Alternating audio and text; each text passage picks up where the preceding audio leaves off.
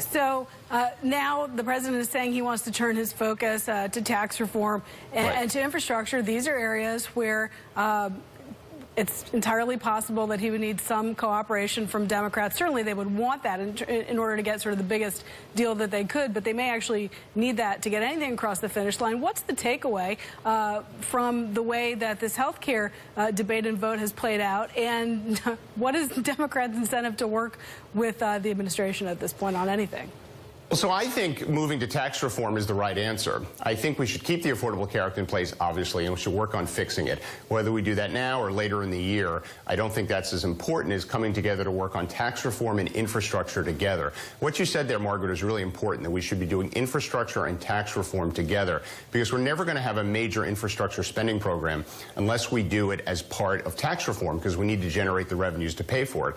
I've got a bipartisan proposal to tie infrastructure investment to international tax reform, for example, where we fix the system that's causing U.S. companies to keep all their cash overseas. And so I'm hopeful that after this, defeat and this embarrassment, really, that the administration actually comes to the Congress, both sides of the aisle, and says, we're not just going to follow the House Republican playbook, which is to try to get things done on a partisan basis. We're going to work with the other side of the aisle. We're not going to pursue this border adjustment tax, which my colleagues in the House on the Republican side of the aisle have been pushing. I don't think the administration is that much in favor of it. I think it's really bad policy on a number of levels.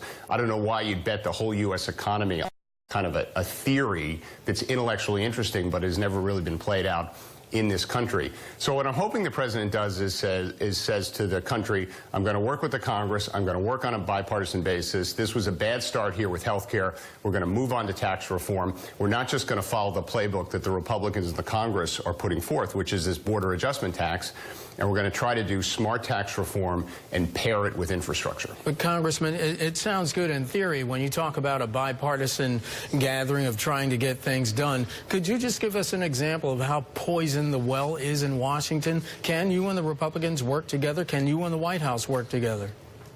I think it's really going to be a question for the House Republicans whether they want to work with the Democrats. I think the Democrats want to work with the president on infrastructure. We've said that repeatedly. A lot of us would like to work on tax reform, right? So I think what the administration should do is they should come to the Congress and say, listen, let's hear the various ideas for tax reform and infrastructure. Hear them from the Democrats, hear them from the Republicans, hear them from the different caucuses within the parties, get the ideas out in the open, circulating in the public, and then try to work together. And obviously, the Republicans control the administration and they control the Congress, so they're ultimately going to set the agenda. But I think trying to start this next endeavor, tax reform, differently than what they did with health care, because what they basically did with health care is they took an existing kind of Republican proposal. It wasn't really vetted broadly. It certainly wasn't vetted broadly with the American people. And then they quickly tried to jam it through. So the White House basically followed the lead of the House Republicans. I think on this next effort on tax reform, they should pursue a different tact. What they should do is say they want to have an open process. They want to hear a bunch of ideas, including their own. They're obviously going to shape the policy.